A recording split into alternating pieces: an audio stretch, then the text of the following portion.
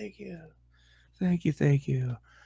Again, it was tough, so I just kind of went with what I felt kind of influenced me coming up or in on my musical journey as a music lover. So my number 5, Dolly just wrote this one just for me, Joshua, off the 1971 album Joshua. And I don't know how she knew my beard was long and my hair was black. I don't know, but she did. She loves me, so that's all that matters. So Dolly, I know your husband just passed away. Let's give me a call, ring-a-ling. I'd still date Dolly. Oh yeah, Oh, sure. she's gorgeous, gorgeous. Got a granddaughter, maybe though.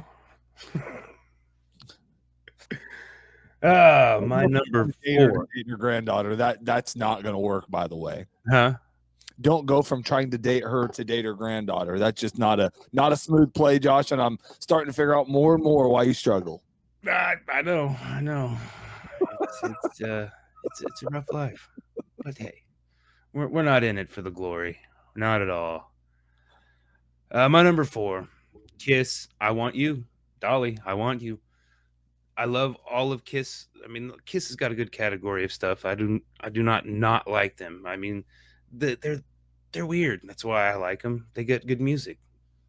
Some of their stuff that they're into, I don't really know, but this one song, I want you. It starts off like the intro. The first, you know, two first part of it is just melodic. It almost sounds like it's a love ballad. Then dun, dun, dun, dun, dun, dun, dun, like you can't get away, I want you. Demonic. It just switches from oh, this is gonna be a great love song to no, you're mine. I want you. Come here. You know who I am. It almost borderline kind of creepy, but then it's like for me at least, the second verse kind of uncreepifies it, and it's like, oh, your life will just be miserable without me. I'm not going to kill you or murder you or anything like that if you don't get with me. But it's still a great song, just a good musical piece there about I want you. Number 3, this artist had a few name changes. His record company made him put his this middle name thing in, but he dropped it. John Mellencamp. And Key West Intermezzo, and I Saw You First. This was off his 2000 or 1996 album, Mr. Happy Go Lucky. I think this was right after what was it, The Wild Side or The Wild Nights? That was a toss up, but this song kind of it's got organs and it kind of makes me feel. It makes me imagine what Mardi Gras would be in my mind. And I remember walking into like a CD trade post right after it came out and buying the single, and that's how I have it. I still come across it digging through my stuff every once in a while, but real fun song. Reminds me of Mardi Gras. I've always wanted to go Mardi Gras, never made it yet. I kind of liked it when he was the cougar.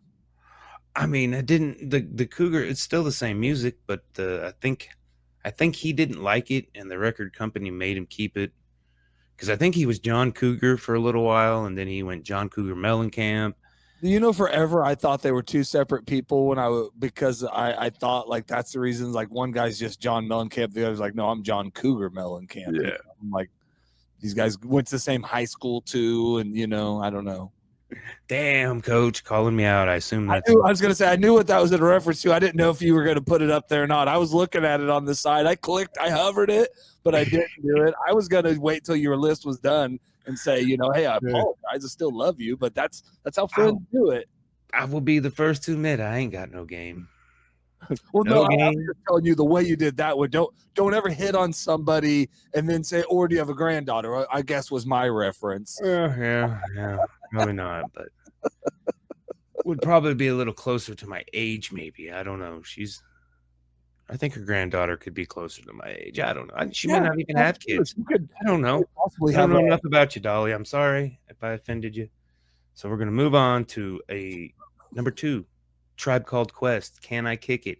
I did not get into this song till later, but the main sample piece of it, Lou Reed, Wild Side, which he's an inductee as well. So this is kind of like a twofer. But can I kick? I can't kick it, but yes, you can. they can. Tribe Called Quest can. Yes, you can. That's off the 1990 album, People's Instructive Travels, Instructive Travels, and The Path of Rhythm, something like that. Number one, like I said, this was one of my dad's favorite bands. And every time the song would come on, he'd crank it up, and it was in like every Vietnam movie ever. And that's the back in the day, war movies weren't violent. I mean, they kind of made us watch them as boys to prepare us for war or whatever. So I remember watching Platoon way too early in life. I mean, Rambo and all those old movies. But Creedence Clearwater Revival, Fortunate Son, Yep. one of my favorite songs ever. This is off their 1969 album, Willy and the Po Boys. They got inducted in '93. I had when everybody got inducted, and I think that's the latest I went. The furthest back I went was '93. Tribe Called Quest was 24. Mellencamp was 2008. Kiss was 14, and Dolly was 22. And I did notice they have like subcategories. You can be a main inductee, but then like musical influence. There's even a category for people who aren't musicians, like producers and stuff, that I think they get some in there. And so it's pretty fun. Good list. Good list.